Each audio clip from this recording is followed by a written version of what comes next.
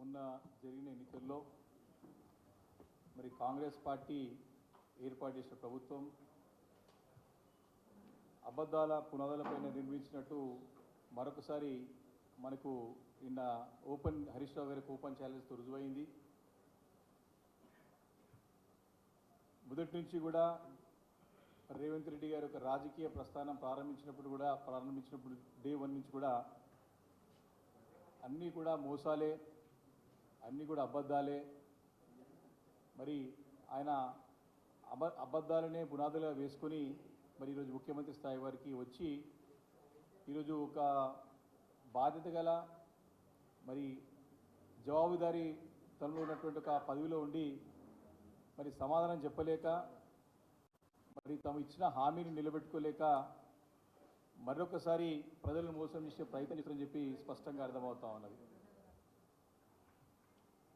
మరి ఈరోజు BRS party Telangana రాష్ట్రంలో అపోజిషన్ పార్టీలు విపక్ష పాత్ర పోషిస్తూ మరి ప్రజలకి అభివృద్ధి ఫలాలు, సంక్షేమ ఫలాలు అందాలని చెప్పి ఒక కృతనిశ్చయంతో ప్రజల పక్షాన ఉండి ప్రజల పక్షాన గొంతుకై మరి పోరాడుతున్నది గత 4 నెలల నుంచి కూడా, ప్రభుత్వం వచ్చి నుంచి కూడా.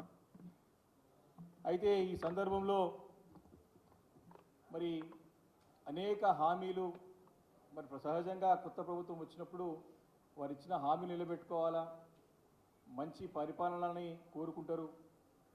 మరి నీతివంతంగా అవినీతికి తావు లేకుండా నీతివంతంగా మరి పరిపాలన అందించాలని కోరుకుంటారు.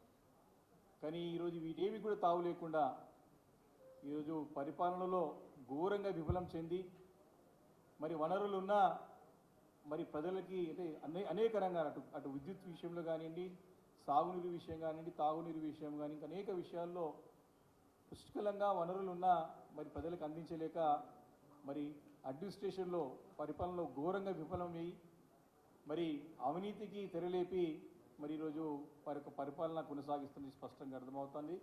అంతేకాకుండా వారు ఇచ్చిన హామీలను పూర్తి చేయడంలో, నెరవేర్చడంలో మరి మొదటి నుంచి కూడా ఘోరంగా విఫలమవుతూ వస్తూ ఉన్నారు. వారు ఇచ్చినటువంటి 6 గ్యారెంటీలో 13 అంశాలు, రుణమాఫీ అంశం ప్రధానంగా గత వారం రోజుల నుంచి కూడా ఎంతో ప్రాధాన్యతని సంతరించుకున్నారు. ఎందుకంటే పార్లమెంట్ ఎన్నికలు వచ్చినాయి కాబట్టి మళ్ళీ మరి ప్రజలు వారిని నమ్మతలేరు కాబట్టి వాళ్ళ ప్రజలను నమ్మించే ప్రయత్నంలో భాగంగా మరి ముఖ్యమంత్రి గారు వారు పూర్తిగా తమ పైనటువంటి ఒక విశ్వాసాన్ని, అంటే ప్రజలు విశ్వాసాన్ని కోల్పోయినారు. ఆయన క్రెడిబిలిటీ పోయింది. అనేది వారు నైతికతని కోల్పోయినారు. నైతికతను కోల్పోయింది, స్పష్టంగా క్లియర్గా కోల్పోయింది ఈరోజు రేవంత్ రెడ్డి గారు. కాబట్టి గత ఎన్నికల్లో అనేక వాగ్దానాలు 420 ప్రామిసెస్ 420 హామీలు, మరి దాంతోపాటు 6 గ్యారెంటీల్లో 13 అంశాలు, రుణమాఫీ లాంటి అనేక అంశాలు చెప్పి మరి వారు ప్రభుత్వానికి వచ్చిన, అందుకే చెప్తున్నాను అబద్ధాల పునాదులపైన ఏర్పడైన ప్రభుత్వం ఇదని చెప్పేసి. కాబట్టి మళ్ళీ పార్లమెంట్ ఎన్నికలు వస్తూ ఉన్నాయి. పార్లమెంట్ ఎన్నికల్లో వారు సరైన ఫలితాలు రాకపోతే తన సీటుకే మరి ప్రమాదం ఉందని చెప్పి గ్రహించి ఏం చేయాలో ఆలోచన చేసి అర్థం కాక చూస్తూ ఉన్నాం. గడిచిన మరి వారం 10 రోజుల నుంచి కూడా నామినేషన్ యొక్క కాంగ్రెస్ పార్టీ నాయకుల యొక్క, పార్లమెంట్ సభ్యుల యొక్క నామినేషన్ దాఖలాల కార్యక్రమాలకు వెళ్ళి ఇక్కడ ప్రజలను నమ్మించడానికి ఏ రకమైన ప్రయత్నం చేస్తున్నారంటే దేవుళ్ళ పైన ఒట్టు తిని నన్ను నమ్మండి, నన్ను విశ్వసించండి, ఖచ్చితంగా ఈ 2 లక్షల రూపాయలు రుణమాఫీ చేస్తాను, ఈ గ్యారెంటీలు అమలు చేస్తానని చెప్పేసి మరి చెప్పడం చూస్తూ ఉంటే వారికి ఏ రకమైనటువంటి ఈ 4 నెలల్లో ప్రజల్లో ఏ రకమైనటువంటి నమ్మకాన్ని, విశ్వాసాన్ని వారు పెంచుకుని మనకు స్పష్టంగా అర్థమవుతా ఉన్నది.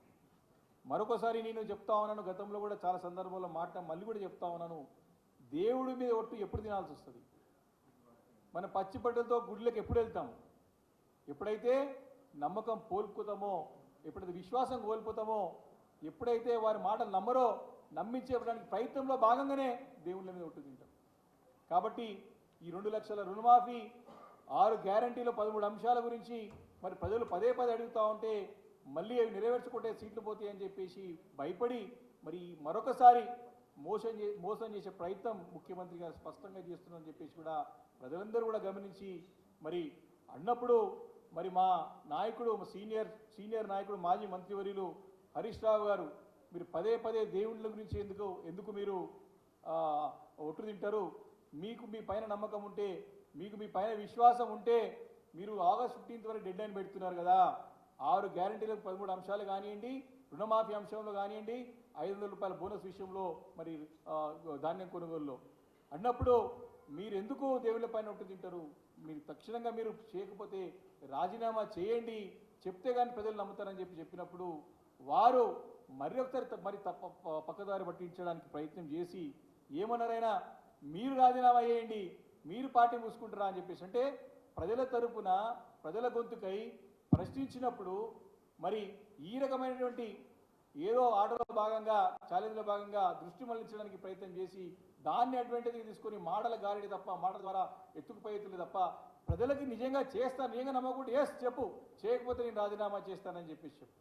నువ్వు ఇచ్చినటువంటి హామీలే కదా ఈరోజు 100 రోజుల్లో చేస్తానటువంటి 6 గ్యారెంటీల్లో 13 అంశాలు ఏం చేసినారు? ఒక్కటి ఉండి కూడా తూతు మంత్రంగా ఒకటి ఫ్రీ బస్ చేసిన, అది కూడా అట్టర్ ఫ్లాప్ అయింది. మహిళలకి ఉచిత బస్సు అని ప్రారంభించి అట్టర్ ఫ్లాప్ ప్రోగ్రామ్ ఏమైపోయిందంటే బస్సులు తగ్గించేసారు. ఈరోజు ప్రయాణికులు ఇబ్బంది పడుతూ ఉన్నారు, ఈరోజు మహిళలు కూడా తిడతా ఉన్నారు. ఈరోజు మరి అది కూడా సీట్ లేకపోతే అది కూడా క్యాన్సిల్ చేస్తా అని చెప్పేసి ఈరోజు ముఖ్యమంత్రి గారు మాటలు చూస్తూ ఉన్నాం. కాబట్టి ఈ 100 రోజుల్లో నెరవేర్చడం కాకుండా మరి దాన్ని దాటివేసే ధోరణి వెళ్తా ఉన్నారు. మళ్ళీ అది కాకుండా డిసెంబర్ 9వ తారీఖున రుణమాఫీ చేస్తానని చెప్పేసి ఓపెన్ స్టేట్మెంట్స్ ఉన్నాయి మనకు. డిసెంబర్ 9వ తారీఖున నేను అధికారంలో రాగానే మరి మొదటి రోజే నేను డిసెంబర్ 9వ తారీఖునే మీకు రుణమాఫీ చేస్తానని చెప్పేసి వారు మాట ఇవ్వడం చూసినాము. రుణం తెచ్చుకోకండి అని చెప్పినారు. ఈరోజు కోరుతా ఉన్నా, ఫస్ట్ రేవంత్ రెడ్డి గారు ముఖ్యమంత్రి గారు తెలంగాణ ప్రజలకి క్షమాపణ చెప్పాలి. ఫస్ట్ అయినా సారీ చెప్పాలి ప్రజలకి, తప్పు అయిపోయింది, నాతో తప్పైంది, క్షమాపణలు కోరి ఈరోజు డేట్ పెట్టాల్సిన అవసరం ఉండే. ఆగస్టు డేట్ పెట్టేటప్పుడు ముందు నేను అనుకున్న సమయంలో చేయలేకపోయినా, నేను మిమ్మల్ని మోసం చేసినా, మీరు అధికారం రావడానికి చేసిన ప్రయత్నంలో భాగంగానే కాబట్టి నువ్వు తప్పకుండా క్షమాపణ చెప్పాలి ప్రజలకు చెప్పి ఆ డేట్ పెట్టాల్సిన అవసరం ఉండే. కానీ ఇక డేట్ కూడా ఎట్లిచ్చినాడు, పదే ప్రజల తరఫున మా పార్టీ బీఆర్ఎస్ పార్టీ వారిపైన ఒత్తిడి తీసుకురావడంతో మరి అది కూడా డేట్ తీసుకొచ్చి ముందు పెట్టాడు. ఏదో రకంగా డేట్ పెడితే కానీ ప్రజలు నమ్మరు, ఈ దేవుని పైన ప్రమాణం చేస్తే ప్రజలు నమ్ముతారు అని చెప్పి మరి ఈ రకమైనటువంటి ఒక నాటకానికి తెరలేపినారు ముఖ్యమంత్రి రేవంత్ రెడ్డి గారు. మరి దాన్ని ఓపెన్ వారు ఇచ్చిన ఛాలెంజ్కి స్వీకరించి మా నాయకుడు హరీష్ రావు గారు, వారు సీనియర్ మరి పొలిటీషియన్, వారికి తెలంగాణ రాష్ట్రంలో 2001 నుంచి కూడా డే 1 నుంచి కూడా కేసీఆర్ గారికి మరి కుడిభుజంగా ఉండి వారు ఎంబడే ఉండి మరి ఈ రోజు వారు కూడా ఉద్యమ నేపథ్యం నుంచి నాయకుడు, ప్రజల నుంచి వచ్చిన నాయకుడు హరీష్ రావు గారు. ఆ నాయకుడిని పట్టుకొని మరి మీరు ఛాలెంజ్ ఇస్తున్నా అంటే ఆయన ఛాలెంజ్ స్వీకరించి ప్రజల కోసానికి నా పదవి కంటే ముఖ్యం ఈ హామీలు అమలు కావడం అని చెప్పి వారు ఓపెన్ స్టేట్మెంట్గా టైం పెట్టి డేట్ పెట్టి నిన్న మీ అందరూ కూడా అమరవీరుల స్తూపం దగ్గరికి వెళ్ళి మా యొక్క రాజీనామా సంబంధించినటువంటి క్లియర్గా మీరు ఆగస్ట్ 15 లోపల చేయండి, తప్పకుండా మీరు ఆమోదింపజేసే విధంగా ఫార్మాట్లో మేము ఇస్తానికి సిద్ధంగా ఉన్నాం. మీరు ఇచ్చిన హామీలు ఏవైతే ఉన్నాయో 100 రోజుల హామీలు కానివ్వండి, రుణమాఫీ హామీ కానివ్వండి, 6 గ్యారెంటీకి సంబంధించి అన్ని కూడా లిఖిత పూర్వకంగా ఎందుకు ఈరోజు ఛాలెంజ్ చేయాల్సి వచ్చిందని చెప్పేసి ఓపెన్గా అమరుల స్తూపం దగ్గరికి వెళ్ళి మీ అందరి సమక్షంలో, మీడియా సమక్షంలో వారి యొక్క డీటెయిల్ లెటరు మరి మీ చేతికే, మరి సీనియర్ జర్నలిస్టుల చేతులకి మీ చేతులకే ఇవ్వడం జరిగింది. మీరే ఇప్పుడు అంతగా న్యాయ నిర్ణేతలు మీరే గమనిస్తూ ఉన్నారు ఈరోజు ఏం జరుగుతోంది. తెలంగాణ ప్రజలు కూడా తెలియాల్సిన అవసరం ఉంది కాబట్టి ఖచ్చితంగా మీడియా ద్వారా ప్రజలకు చెప్తా అవసరం మా పైన ఉంది కాబట్టి ఈరోజు ఈ కాన్ఫరెన్స్ ద్వారా ప్రజలు అర్థం చేసుకోవాల్సింది నేను కోరుతా ఉన్నా. నిజంగా కూడా మరి నీకు చిత్తశుద్ధి ఉంటే మరి నీ రాజీనామా పత్రం కూడా నువ్వు కూడా నీకు తోచిన నీ మీడియా మిత్రులకు కానివ్వండి ఎవరికైనా ఇచ్చి పంపిస్తే నీ ఛాలెంజ్ని ప్రజలు అర్థం చేసుకునేవాళ్ళు. మీరు మొదటి నుంచి కూడా మోసం చేస్తున్న సంగతి ప్రజలందరూ కూడా తెలుసు. ఈరోజు ఒక మాటలా చెప్పాలంటే వారి మాటలనే ఎన్నిసార్లు చెప్పినా ప్రజలకు చెప్పాల్సినటువంటి, ప్రజలకు చదవాల్సిన అవసరం ఉన్నది. వారి రుణమాఫీ గురించి ఒక్కసారి వారి మాటల్లో వినాల్సిన అవసరం మన పైన ఎంతగా ఉన్నది. వారే ప్రత్యక్షంగా కూర్చొని వారు చెప్పిన మాట, ఎందుకంటే ప్రజలకు ఎప్పటికప్పుడు చెప్పాల్సిన బాధ్యత గల విపక్ష పార్టీగా మా పైన ఉంది కాబట్టి వారి మాటల్లో విందాం. వారు ఏ రకమైనటువంటి రుణమాఫీ గురించి చెప్పిన విందాం ఒక్కసారి మనం.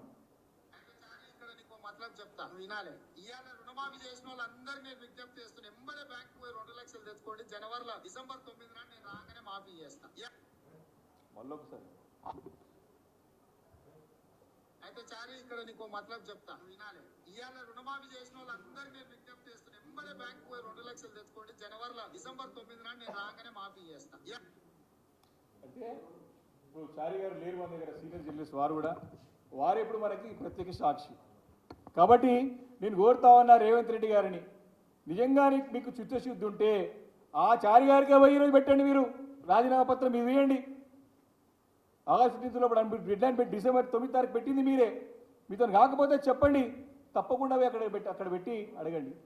కాబట్టి ఇంకొకటి, వారు ఎప్పుడు కూడా ఛాలెంజ్ స్వీకరిస్తూ అంటారు, దానికి కట్టుబడి ఉండరు. దాని కూడా ఉదాహరణలు మీరు రికార్డింగ్ చూడాల్సిన అవసరం ఉన్నది.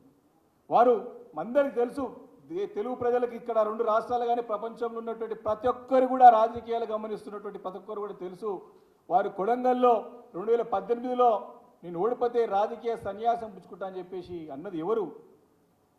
అది కూడా ఖచ్చితంగా మనం వినాల్సిన అవసరం ఉన్నది, తెలవాల్సిన అవసరం ఉన్నది. ప్రజలను ఏ రకంగా మోసం చేస్తున్నారో రేవంత్ రెడ్డి గారి మొదటి నుంచి కూడా తెలవాల్సిన అవసరం బాధ్యత ఉన్నది, చెప్పడం మా బాధ్యత. కాబట్టి ఖచ్చితంగా వారి మాటలను విందాం. ఏ రకంగా మరి కొడంగల్లో మరి రాజీనామా ఓడిపోతే ఏ రకంగా రాజకీయాలకు తప్పించుకుంటూ ఒక్కసారి మనం చూద్దాం, వినాల్సిన అవసరం ఉన్నది. నేను కేటీఆర్ గారి సవాల్ను స్వీకరిస్తున్నా. కొడంగల్ నియోజకవర్గంలో నేను ఓడిపోతే శాశ్వతంగా నేను రాజకీయాలను వదిలేస్తా, శాశ్వతంగా నేను రాజకీయాలను వదిలేస్తా. చూసినారు కదా, మళ్ళీ ఒకసారి నేను కేటీఆర్ గారి సవాల్ను స్వీకరిస్తున్నా.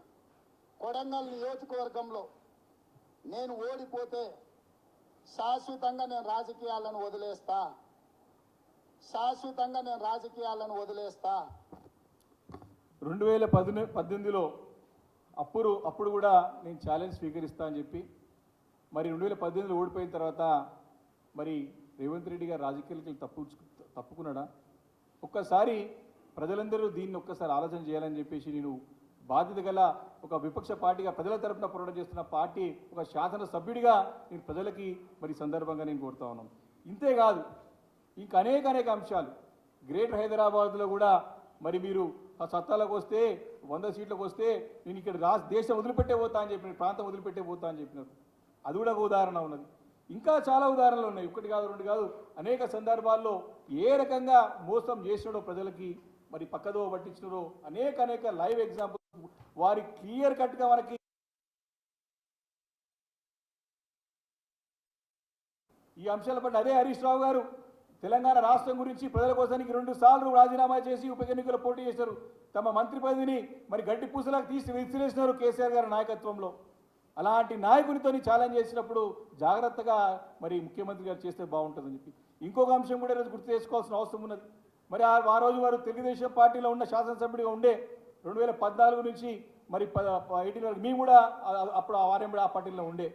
మరి నిజంగా కూడా రాజీనామా చేసిన రాజీనామా కానీ ఆమోదింపజేసుకోలేడు. ఎందుకు ఆమోదింపజేసుకోలేడు? రాజీనామా ఇస్తే ఇప్పుడు ఏది స్పీకర్ని పోయగలిగి రాజీనామాల ఫార్మాట్లు రాజీనామా ఫార్మాట్లో స్పీకర్కి అని చెప్పి చెప్తా ఉన్నారు రేవంత్ రెడ్డి గారు ముఖ్యమంత్రి గారు. కానీ ఆ రోజు వారు తెలుగుదేశం పార్టీ నుంచి వేరే పార్టీలకు కాంగ్రెస్ పార్టీలకు వెళ్ళినప్పుడు రాజీనామా చేసి ఎవరు పంపించిండు? ఆయన రాజీనామా లెటర్ రాసి ఎవరికి ఇచ్చిండు?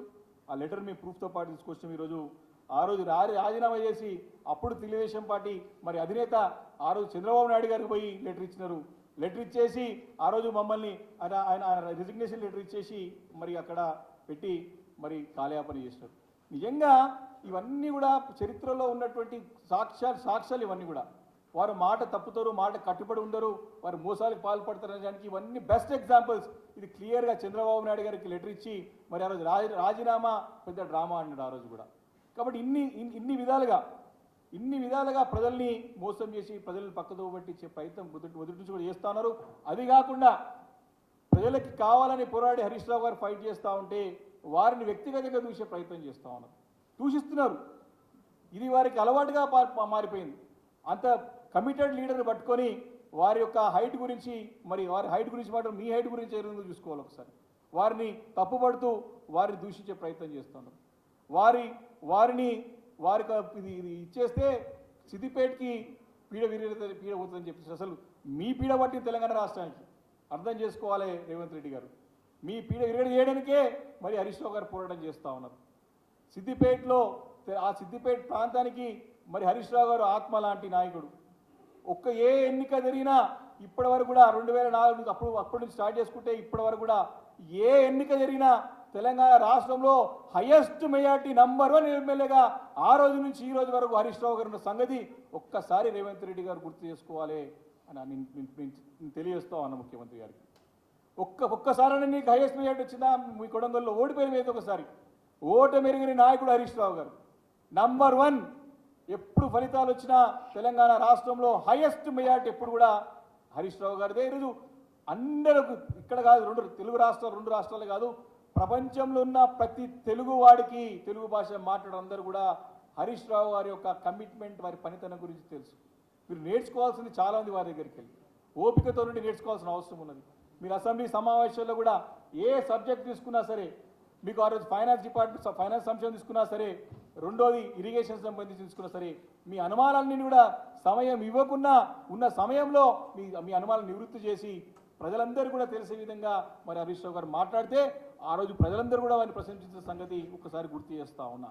అలాంటి అనుభవమైన నాయకుడి దగ్గర నుంచి నేర్చుకోవాల్సింది పోయి వారిని అనేక సందర్భాల్లో మరి నెగిటివ్ కమెంట్ చేసుకుంటూ వారిని కించపరచలింగేవాదం, వ్యక్తిగతంగా మాట్లాడడం మీ పదవికి మరి శోభనీయదని చెప్పేసి నేను రేవంత్ రెడ్డి గారికి నేను తెలియజేస్తా ఉన్నాను.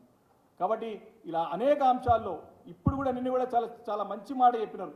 రాజకీయాలకు అతీతంగా నేను మాట్లాడుతూ ఉన్నా.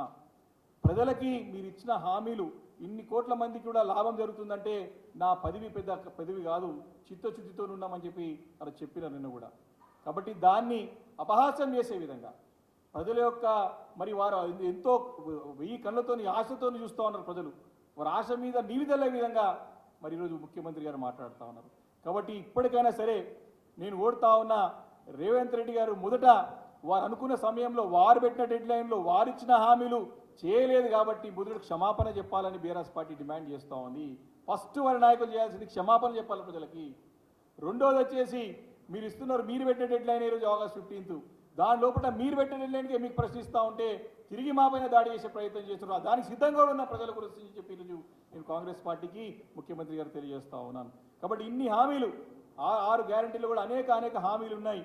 ఆ హామీలన్నింటి కూడా మరి ప్రజలకి అయోమయంలో ఉన్నారు. వీరు చేయరని చెప్పి తెలిసిపోయింది, వాళ్ళు సీటు పోతే అని తెలిసిపోయి వారు మోసం ఇచ్చే ప్రయత్నం చేస్తున్నారు. కాబట్టి ఈ మోసాన్ని ఆపాలని చెప్పేసి కూడా నేను వారికి కోరుతూ తెలంగాణ ప్రజలందరూ కూడా నేను కోరుతా ఉన్నా. ఈ సందర్భంలో వారు చేసిన మోసాలు 1 కాదు 2 కాదు, మరొకసారి మోసపోవద్దని చెప్పేసి ప్రజలకి తెలియజేయడానికే ఈరోజు బీఆర్ఎస్ పార్టీ మరి పోరాటం చేస్తుంది, ప్రయత్నం చేస్తూ ఉన్నది. ఈరోజు మా ఒత్తిడితోనే ఈరోజు డెడ్లైన్ వచ్చింది. తప్పకుండా ప్రజల పక్షాన ఉండి మరి వారికి హామీలన్నీ అమలు చేసే విధంగా మరి మీ బీఆర్ఎస్ పార్టీ ముందుకు వెళ్ళాలంటే తప్పకుండా పార్లమెంట్ ఎన్నికల్లో మాకు మంచి ఓటు ఇచ్చి మంచి స్థానాలు ఇవ్వాలని చెప్పేసి కూడా ప్రధానికాన్ని కోరుతా ఉన్నా.